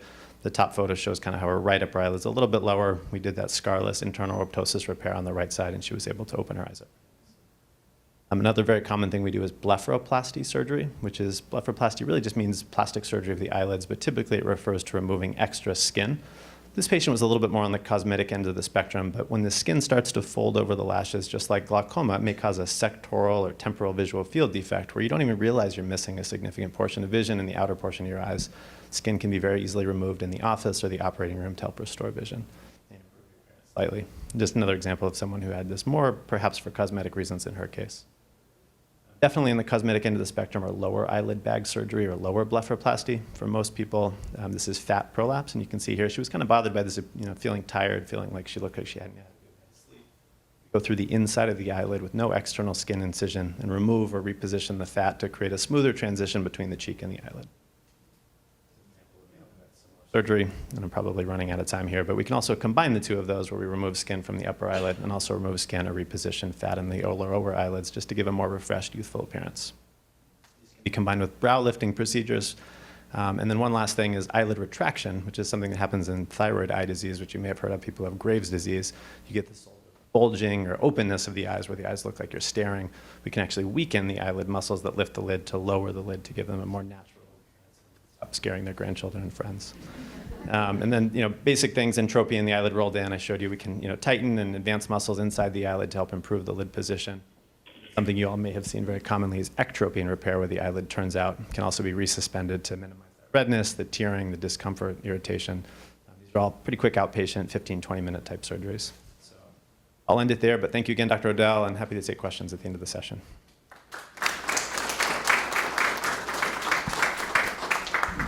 I think in consideration of time, we're going to do the question and answer after everyone's finished this section. Oh, and maybe afterwards, can you take a look at this little spot right on my eyelid? Our next speaker is from NYU Langone, Julie Nam. She really made the effort to come out on rather short notice. She is an expert on pediatric ophthalmology, the treatment of the common pediatric ophthalmic conditions, including cataracts and lazy eyes and eye muscle issues. Welcome. Thank you so much for coming. Good morning, everyone. I'm Julie Nam, pediatric ophthalmologist, and I'm on faculty at NYU. So one of the most common questions parents always ask me is, what is my newborn baby seeing? So we are not born with 20/20 vision. It takes time to develop vision. So typically at birth, a baby has about 2400 vision. 2400 vision is that big E that you see on that traditional eye chart. Babies often don't follow well, and they often do have eye crossing or drifting. 2 months, they start to follow vertically, and their vision gets better. And at 3 months, they can follow horizontally, vertically, and they can start to see up close, and they also develop depth perception. At 6 months is when you typically have about 20/20 vision. Your eye alignment should be straight. If you do see eye crossing or drifting at 6 months, that's when we do commence treatment, and oftentimes your eye color is stable. The other question parents always ask me is, how are you going to check my baby or child's vision? So if the child is verbal but doesn't know their letters, we can use that chart. We can use photos and have them identify the photos. We can have them, we use this chart where they use their fingers to show us which way the E is pointing. And we use various other testing methods to check their vision. So we use something called the corneal light reflex. So we shine a light at their eye, and we can see that the light centers in the cornea on the right, but it's off center on the left. So with this test, we can diagnose this child with eye crossing. Something called the red reflex test. The red reflex is that glow that you see in the pupil. It's when the light reflects off the retina, creates this red glow. What you can see in this photo is that the left eye just has an abnormal red reflex. And some common conditions, or not common, but conditions that can cause an abnormal red reflex are retinoblastoma, glaucoma, and cataracts. The parents often ask, when should I bring my child in for their first eye exam? So pediatricians are required to screen your kids. If the child is verbal, they actually check their vision. And they have guidelines when they have to refer to an eye doctor. For kids under age 5, we now have these machines that take pictures of your child's eyes and can determine if the child needs an eye exam. The parents also ask, how do you decide if my child needs glasses? So we do need to dilate their pupils, and we use these drops. We also use this instrument called a retinoscope, and we use lenses so we can objectively determine if a child needs glasses, even if they're not verbal or if they want glasses but actually don't need glasses. So what kind of eye conditions do kids get? So one of the most common conditions we see is something called strabismus. Strabismus means that the eyes are not pointing in the same direction. Another condition we treat is amblyopia. Amblyopia is when you have poor vision in an eye because of inadequate stimulation. What that means is that the eye does not have 20/20 vision. It cannot be corrected by glasses. And the reason why this occurs is because you're not using that eye. So there's 3 causes of amblyopia. One is strabismus, so as you can see in this photo, the eye that's turning in is not being used, and so over time, the brain stops using that eye, and that eye loses vision. Another cause of amblyopia is occlusion. This can be created or caused by cataracts or a droopy eyelid. And a third cause is what we call anisometropia, which means an unequal eyeglass prescription. So what happens in that case is that you favor the eye that sees better without glasses. Here's a slide demonstrating what we call esotropia, which is the eye turning in. So here you can see the light reflex is centered on the right eye, but off-centered on the left eye. And so this child's left eye is crossing in. This is probably one of the most common conditions I see in the office, which is called pseudostrabismus. So this child actually has straight eyes, and you can see that based on the light hitting the center of each eye. But the baby has a broad nasal bridge, which allows this skin on the side of the nose to cover the white part of the eye. So you see more white on the outside versus the inside, so it creates this cross-eyed appearance. So it's an optical illusion. And we don't need to treat this. The baby will outgrow this cross-eyed appearance. Basically, as the bridge of the nose grows, it pulls that skin back, and you start to see more white of the eye. This is an example of a vertical misalignment that we call hypertropia. Here you can see the right eye is centered and the left eye is elevated. This is an example of what we call exotropia, where the right eye is pointed outward and the left eye is centered. In exotropia, it's very common for the drifting to alternate. So here you can see that the other eye is drifting. And it can be what we call intermittent. It's not always present. Another example of an intermittent exotropia. Here you can see the child's focusing at something up close, and her eyes are straight, but when she looks at something far away, her eye drifts out. So here's an example of a child whose left eye is crossing in when her head is straight. When she looks up, her eyes are straight. So she walked around with her chin down all the time, and her parents never realized she had eye crossing. They just thought she was very shy. Here's an example of a child who has straight eyes when she's looking up close and it's at far away distance.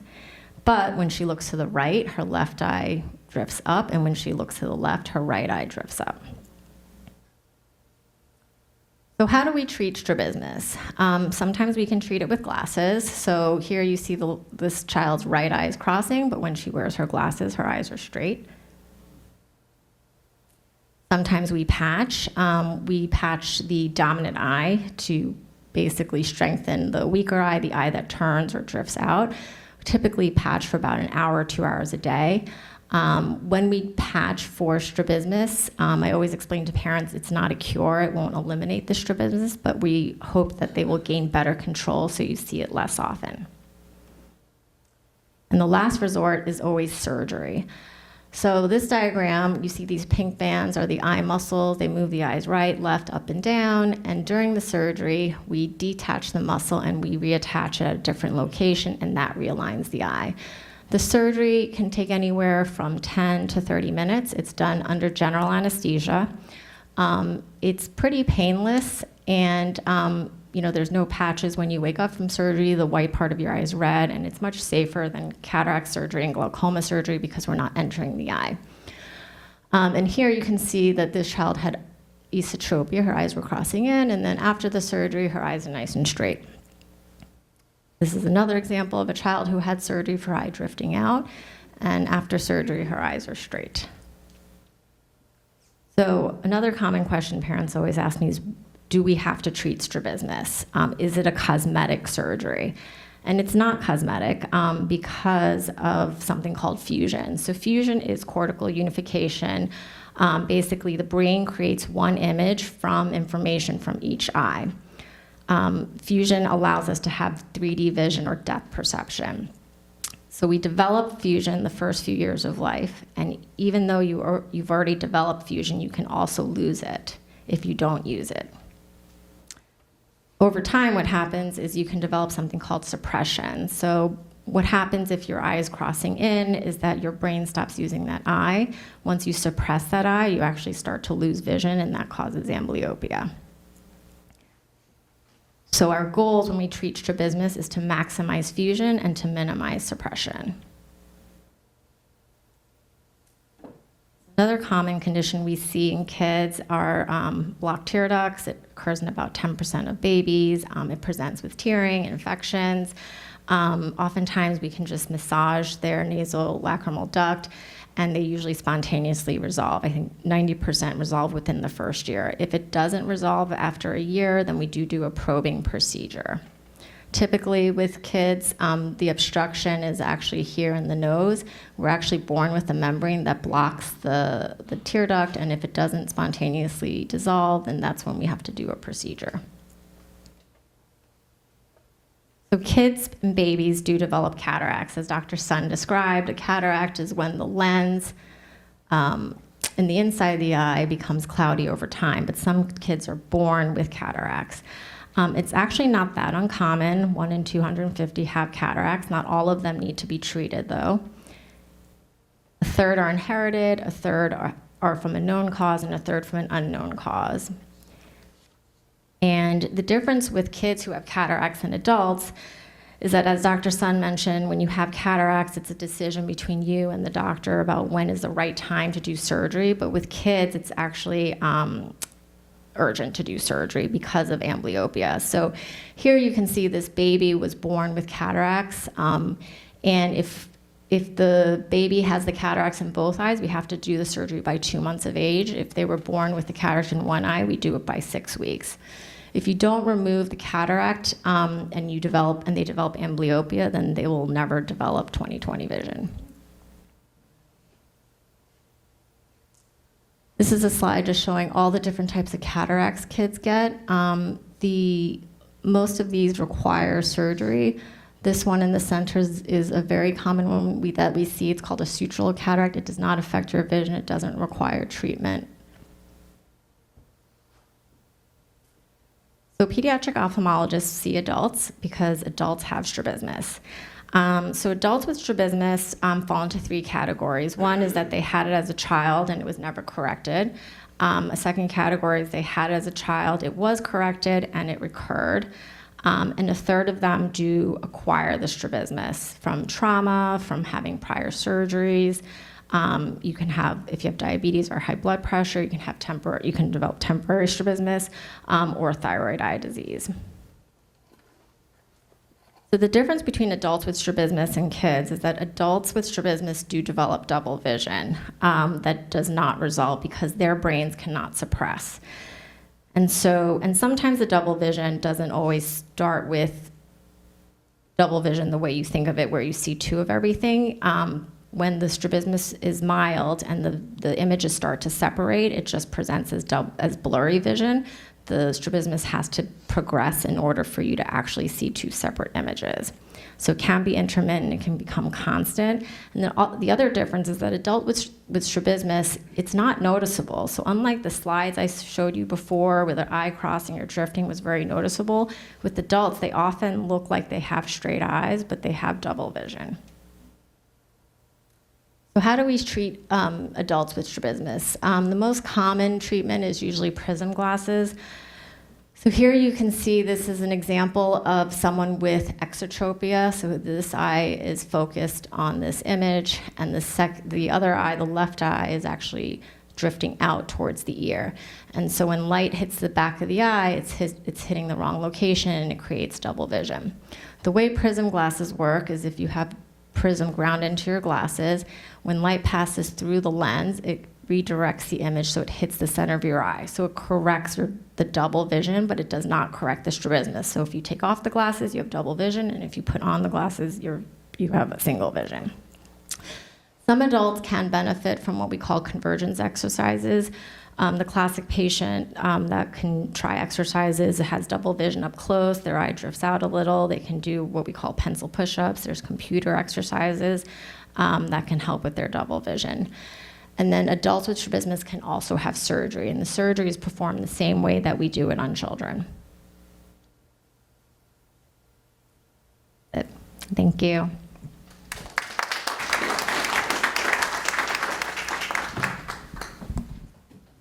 Thank you. I've got one question and one observation. When I first started out, kids hated eyeglasses.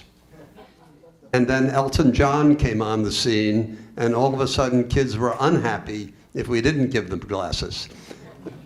But that's changed again. So one question, if there's a family history of crossed eyes or amblyopia, do you have a different recommendation on when the kids should be seen?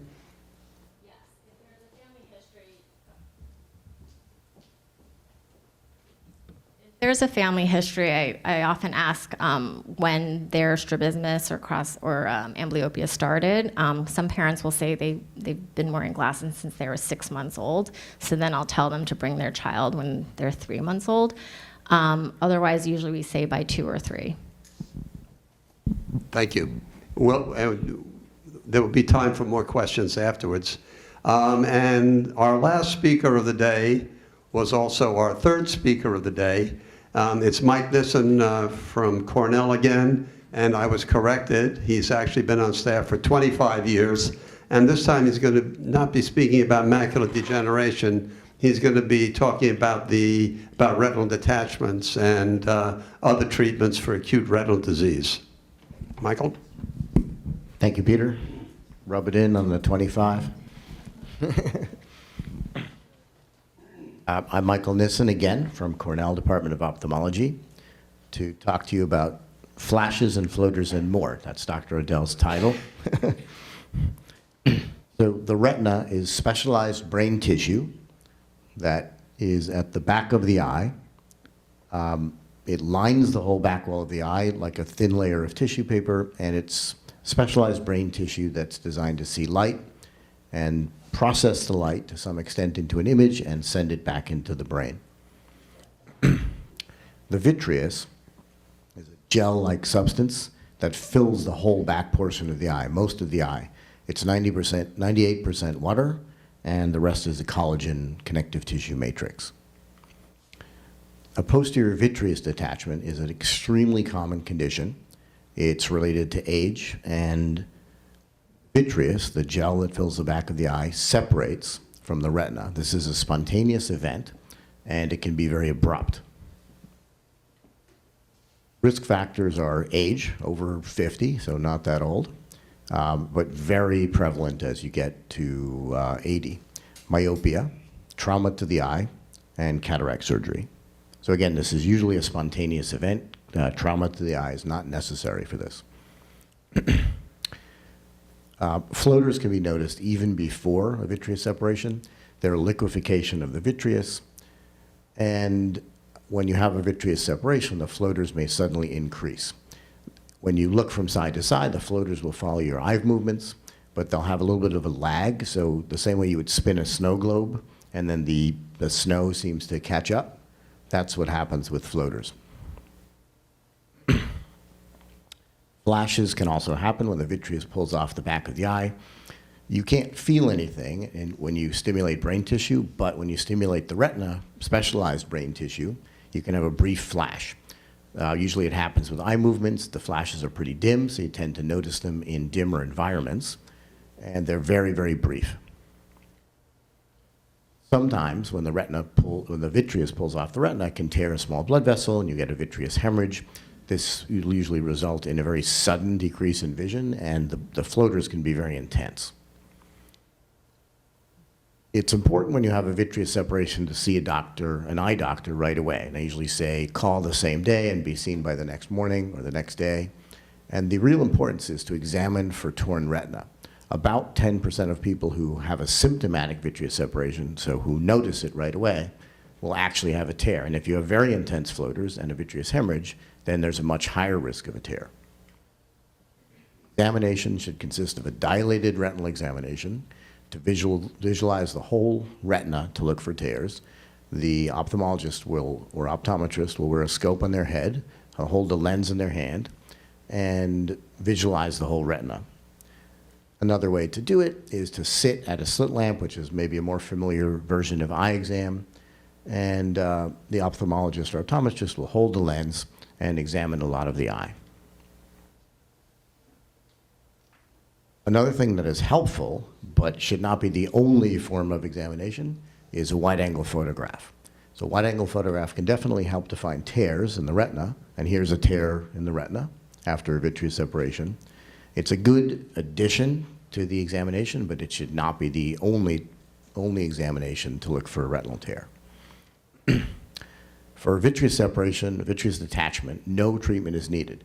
The floaters will get better within months most of the time, and the flashes don't really cause a problem, even if they might persist. The vitreous hemorrhage is almost always clear, and the retinal tears, though, need to be found, and they need urgent treatment, so that should be treated usually the same day. Laser is the most common way to treat a retinal tear. This is not a surgical procedure. It can be done with the head scope that I showed earlier and a laser, which is just light that stimulates an adhesion around the tear. It takes about a week to be really sealed. And really, you can fix most tears with this.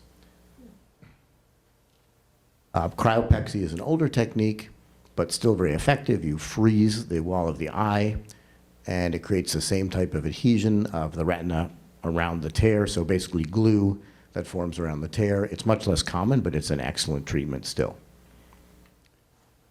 So if the tear is left untreated, here's an untreated tear, the patient may get a retinal detachment. Retinal detachment can be experienced as a shadow coming in from the side or above or below. It doesn't come and go, and it doesn't drift and move, and this is an urgent situation. So flashes and floaters and then a shadow, get to an eye doctor right away. The way that a retinal detachment actually happens is that the fluid, the vitreous, remember, is mostly water, will go through a tear and slowly peel the retina off the wall of the eye. So here's a tear, the fluid's been going through and peeling the retina off the wall of the eye. Retinal detachments can usually be fixed. An older technique, but still very effective today, is a scleral buckle. This was developed largely at our hospital in the 1960s and 70s. And the scleral buckle is a band that goes around the eye. There are many ways to do it, but it presses in on the tear and closes the tear and allows the eye to reabsorb the fluid. Not as common today, but still very effective and important. Most commonly is vitrectomy surgery. So vitrectomy surgery is done under high magnification. A little cannula operated by a computer keeps fluid running into the eye. We use a fiber optic light source to illuminate inside the eye, and then a little suction cutting device to remove the vitreous gel. And it's all done through a high magnification microscope looking from above, through the lens of the eye. One way to flatten a retina is to use a heavier than water liquid, which can be placed, oh, no pointer, but the liquid can be placed into the back of the eye, and it squeegees the fluid forward, and then the fluid can be drained out of the tear. This is a very common way to do it, and how we usually do it at Cornell. And then you use a laser, once the tear is flat to the wall of the eye, you use a laser to seal the tear, the same as you would if you didn't have a retinal detachment. But since the laser does not immediately seal the tear, and it takes a few days or a week, we put a gas inside the eye. So the gas is like a splint. It holds the retina flat while the laser seals the tear, and then it goes away over 1 to 2 months.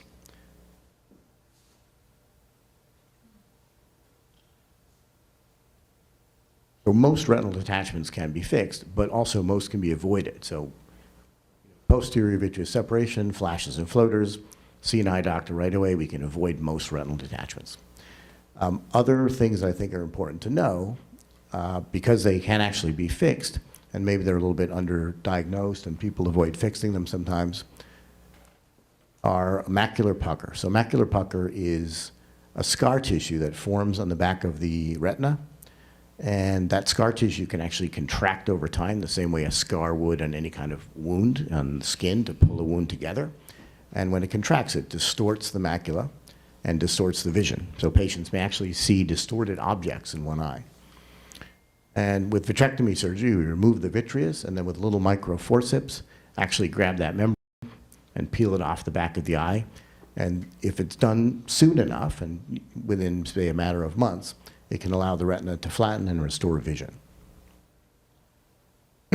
Macular hole can form right in the middle of the retina. This is a spontaneous event, and again, can be fixed with vitrectomy surgery most of the time. The surgery is done by staining the inner retina with a dye, and then peeling off the inner layer of the retina with a microforceps under high magnification. We then fill the eye with gas and ask the patient to look down for the next week, which can be pretty challenging, but we have ways of helping the patients to do it. And the gas closes the hole with a very good restoration of vision, more than 90% of the time.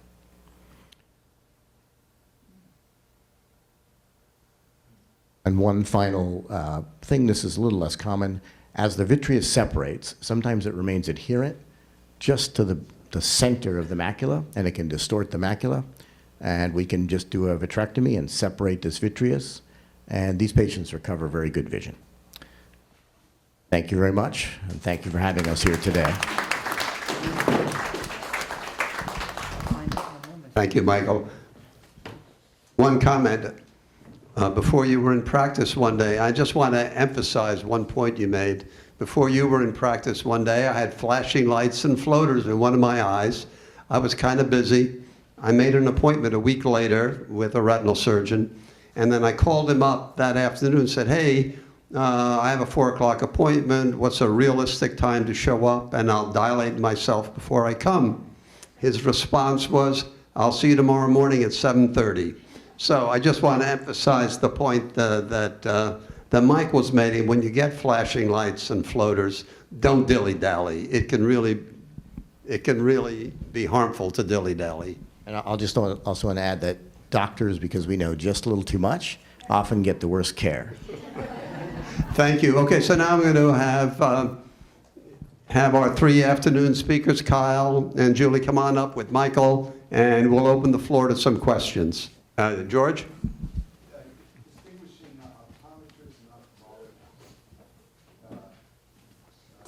Optometrist and ophthalmologist, maybe give a little history on how those two fields developed. And you mentioned both to do an eye exam that's even an urgent type eye exam, and so I just trying to get an idea of I know it's probably touching a little bit and crossing over fields and relative perception of competence and perceptions. Well, that's why I just want to bring it up. Because a lot of people see optometrists, and at what point would you say, maybe I should see an ophthalmologist, or just get a feel of that? Before I pass the microphone over, in part, geography plays a role. When I was in Oklahoma taking care of indigenous Americans, there was not an ophthalmologist for 150 miles. So we had to rely, I was not an ophthalmologist at the time even, we had to rely on the local optometrists to help us deal with patients. Maybe Julie, I'll pass this one over to you, and then you can pass it over. Ophthalmologists went to medical school, as I think Dr. Gottfried mentioned. We do residency, internship. We're trained to treat medically and surgically. Optometrists go to optometry school. And so I think they're usually trained to prescribe glasses, contact lenses, and they can treat some conditions, but I think there's a limit to how much or that they can treat. Expert, I would say the biggest differentiating feature is not learning surgery during training. Ophthalmologists during the residency training will learn medicine and surgery of the eye. And they spend those 4 years just dedicated to mastering those things. So I think optometrists have a wonderful skill set in terms of evaluating, making diagnoses, referring to specialists when needed. And honestly, they're better probably doing glasses and contact lenses than any of us ophthalmologists are. So I think they certainly have an important role in the health system. I think where things get challenging is that sometimes people who weren't trained to do a procedure decide they want to adopt that later in practice and maybe incorporate that into their practice without supervision and training in the beginning. And I think that can be dangerous, especially as it relates to surgical intervention. So I think they do a better job as a specialty of lobbying and advocating for their skill set than we do in ophthalmology. And so I think they certainly should and can coexist in the healthcare system. I think it's just important to understand these roles and maybe educating the public a little bit more on what expertise each offers to them. And Peter's point, I think, is perhaps the most important about geographic distribution. I definitely agree with all of that. And But I've also found that, because I get a lot of referrals from optometrists and ophthalmologists, that although there's a more consistent standard, because all ophthalmologists are trained quite well to find tears and other types of retina problems, that some optometrists have really worked hard to learn those skills and find a lot of breaks and tears. So I think there's just a wider range, and that's kind of why I tried to show the types of eye exams and the fact that the photograph is not gold standard. You know, the doctor has to be doing a really thorough dilated eye exam, and then as good as they've trained themselves to be. But ophthalmologists definitely have a much higher, more consistent standard. Thank you. I think there was a question in the back.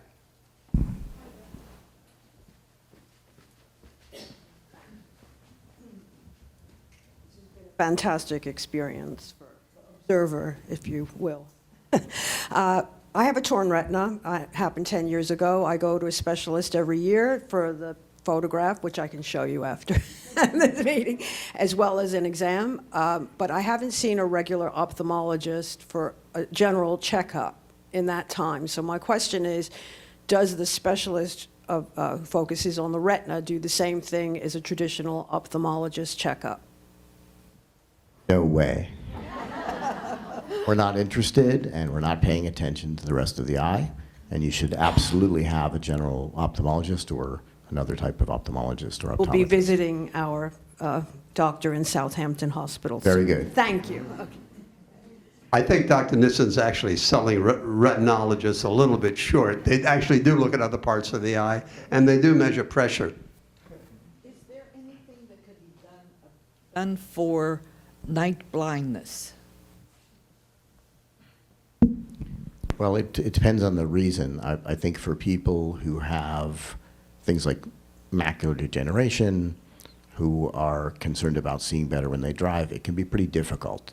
Really, I think driving is where this comes up the most. People want to know if they should wear yellow glasses or different types of things like that. And the answer is, I don't think so. I don't think there's anything, a visual aid that's specific for the night driving. For reading, obviously light, and I think iPads are a tremendous thing for people who have macular causes or retinal causes of decreased vision. iPads have proven to be really helpful. That went out of business.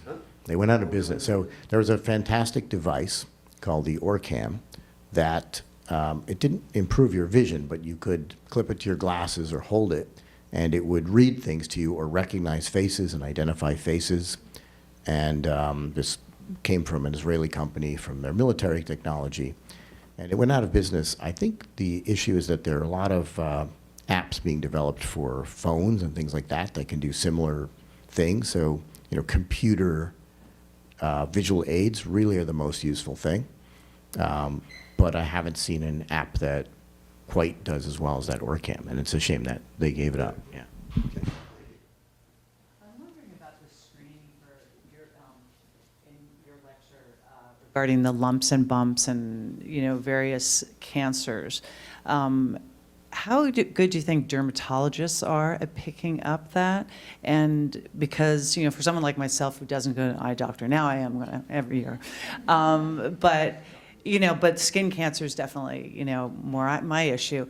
You know, I just didn't know that, like, I should probably be sending patients who are really fair and high-risk skin cancer to ophthalmologists just for that. Is that not true, or? I think, you know, to Dr. Nissen's point, I think some dermatologists are phenomenal at including a good eyelid exam in their total body skin check. And I've gotten some very nuanced findings referred directly from dermatologists that have really impressed me because they don't always have the same microscopy that we do in the office. But any optometrist or ophthalmologist who's doing like a general eye exam, lid and lash exam should be a part of that comprehensive exam as well. If you see Dr. Nissen for your macular degeneration injection, he's probably not looking at the lids and lashes as he alluded to, but you know, just for your annual ophthalmology or optometric screening, that really should be a part of it. And so I would say most of my referrals come from optometrists and ophthalmologists, but we do have a lot of thoughtful and detail-oriented, you know, family medicine practitioners and dermatologists who will notice things and send them in as well. One or two more questions. So just really quickly, I just want to make sure, did I understand that as far as glaucoma with children, that's 1 out of 250? Cataracts, I mean, not glaucoma, yes. I had no idea. So And then the other thing is with the increase of screen time, phones, computers, what evidence shows that there's for eye health? Is there any evidence and anything that you would suggest to help us to avoid any of these complications? So for children, we definitely believe that increased screen time has a significant impact on their vision. So we now recommend that all kids spend 2 hours a day outside in the sun every day. That's been probably shown to be the best thing you can do for your kids and your grandkids. It really does delay the onset of nearsightedness. We do now recommend that all screens are about 2 feet away, which is about an arm's length. So we feel that TVs are fine, at least for the eyes. The brain is a different story. So that's what we're recommending at this time. I have 4 great children, but whenever my wife was pregnant, she always feared being around cat feces because of lazy eye. Is there a connection to that, perhaps? There is. Cats get like toxoplasma. It's just a parasite, and it can infect the baby in utero. You can get infections as a baby, and it can cause actually damage to the retina. And then once your retina is damaged, then you develop eye crossing or drifting. One last question. Can you just say something about dry eye, if you don't mind, for a sec? Dry eye, why someone would wake up with just a right eye dry, and I've been using artificial tears.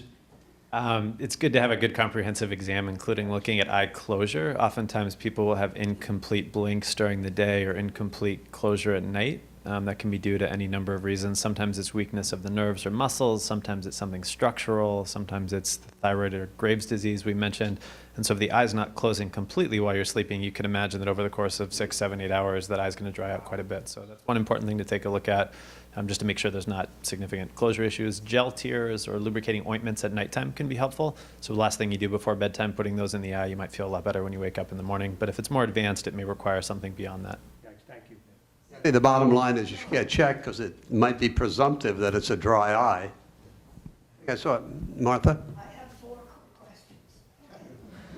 No, I have a statement. My statement is this has just been a fantastic day, and just education. It's been a wonderful, wonderful, whatever it's called.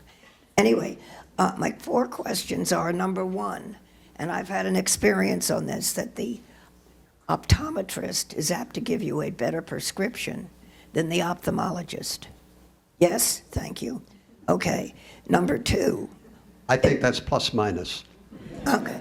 Number 2, smoking. I smoked until I was 30. Is that smoking going to affect my eyes? Or At least some studies suggest that a certain number of years, which we won't quantitate, after a certain number of years, maybe not. Okay, Yeah. thank you. Okay, number 3, how many people have all 3 of these situations, the cataracts, the glaucoma, and the macular degeneration? Are you apt to have all 3? What a horrible thought.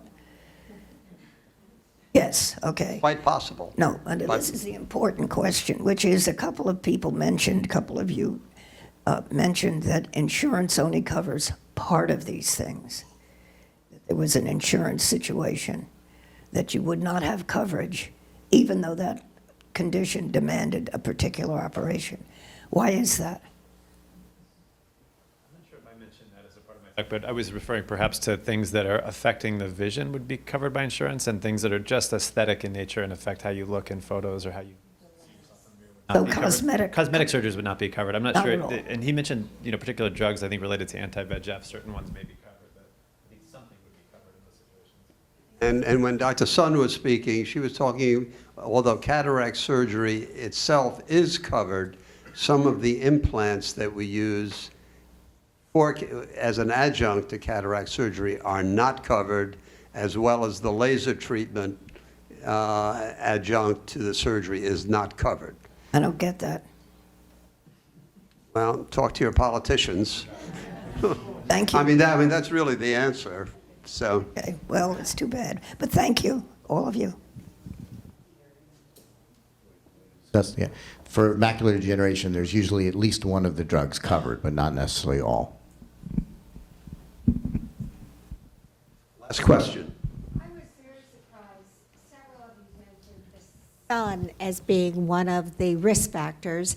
And my whole life, no eye doctor ever said to me, "Are you wearing sunglasses?" until a few years ago, and I'm over 70. So can we do more to let people know that they are doing damage and that the children should be wearing sunglasses and adults should wear sunglasses? I mean, I'm concerned because it seems like a simple thing, but I found it out way too late. Yeah, that type of thing is a huge problem. I wish people knew more. I wish there were more public health messages out there. Same thing with the vitreous separation. Patients come, I see 4 or 5 a day, and no one ever seems to have heard of it. So we just need more public health awareness. Probably these types of things should begin in high school. More knowledge about how to take care of ourselves in general. Okay, thank you very much, everyone, for coming. I think that we certainly would like to thank our 5 speakers for making the effort to come to East Hampton on a weekend during their leisure time, and we really all appreciate it. You will be able to see this program online if you want. If you want to learn more about the foundation, we have booklets there in the back, and we hope this was helpful and instructive. Thank you very much. Have a nice weekend.